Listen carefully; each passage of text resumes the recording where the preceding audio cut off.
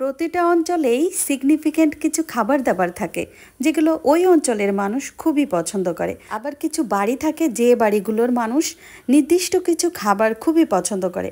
আমাদের বাড়িতে কই মাছ লাউ পাতার ভেতরে দিয়ে ভাপ দিয়ে একটা তরকারি রান্না করা হয়, যেটা আমার খুবই পছন্দের। আমিও চেষ্টা করলাম আমার আম্মুর মতো সেভাবে একটু কই মাছ ভাপ দিয়ে রান্না করতে পারি কিনা।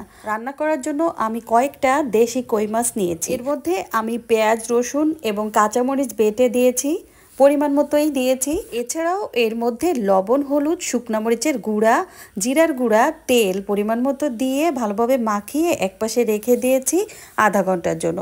আর এদিকে আমি লাউ পাতা রেডি করার জন্য চলে এসেছি। কতগুলো লাউ পাতা নিয়েছি, যেগুলো আমি উপর থেকে একটু এই আঁশগুলো ছাড়িয়ে নিচ্ছি। আমি যে লাউ পাতাগুলো ব্যবহার করেছি এগুলো খুবই নরম তুলতুলে ছিল। ডগার প্রথম দিকের পাতাগুলোই আমি নিয়েছি। তারপর ভালোভাবে ধুয়ে নিয়ে আমি পানি ঝরিয়ে নিয়েছি। এখন আমি রান্নাবান্নায় চলে যাব। আর এটা আমি রাইস কুকারে রান্না করব। রাইস কুকারের উপরের যে অংশটা থাকে, যেটার মধ্যে বিভিন্ন কিছু ভর্তা দেওয়া হয়, ওটার উপরে আমি পাতাগুলো সুন্দরভাবে বসিয়ে দিচ্ছি। নিচের অংশে আমি বেশি করে পাতা দিয়েছিলাম। আমাদের বাড়িতে আমার আম্মু এটা ভাতের মধ্যে ভাপ দিয়ে রান্না করতো। আর রান্না করার আগে ওনারা লাউ পাতার ভেতরে কই মাছগুলো দিয়ে সুতা দিয়ে ভালোভাবে বেঁধে তারপর ভাতের ভিতর দিয়ে সেদ্ধ করতো। আর ছোটোবেলায় মাছ খেতে আমার একটুও ভালো লাগতো না, কিন্তু মা যখন এই আইটেমটা রান্না করতো, আমি এই লাউ পাতার যে ভর্তাটা এটা দিয়েই ভাত খেতাম। মাছ তো খেতামই, যেহেতু অনেক বেশি পছন্দ করি আর নিজেদের এলাকার খাবার।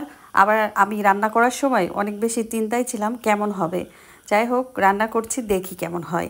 আর রান্না করার সময় আমি একটা কিন্তু ভুল করেছি, সেটা হচ্ছে এটা বেঁধেও দেইনি মাছগুলো পাতার সাথে, আবার কোনো বক্সেও দেইনি, দিয়েছি একেবারে খোলামেলা রাইস কুকারের উপরের পার্টে। তো আমি এই জন্য চিন্তায় ছিলাম। এখন আমি রাইস কুকারের উপরে পার্টে দিয়ে সেদ্ধ করতে দিয়েছি। সেদ্ধ হয়ে গিয়েছে। আমি চিন্তায় আছি যে কেমন হয়েছে, নিচ দিয়ে সব কিছু পড়ে গিয়েছে কিনা। না, পড়ে যায়নি। এখন একে একে পাতাগুলো সরিয়ে নিব। নেওয়ার পরে দেখছি যে কেমন হয়েছে। যদিও রাইস কুকারের উপরে এইভাবে দিয়ে আমার কোনো সমস্যা হয়নি, খুব ভালোভাবেই সেদ্ধ হয়েছে। তারপরেও আপনারা যদি কখনো এইভাবে সেদ্ধ করে নিতে চান, অবশ্যই একটা বক্সের ভেতরে দিয়েই সেদ্ধ করবেন। আমি নিজেও পরবর্তীতে যখন করব তখন অবশ্যই একটা বক্সের ভেতরে দিয়েই সেদ্ধ করব। মাছগুলো মশলাসহ একটা বাটিতে আমি উঠিয়ে রাখলাম।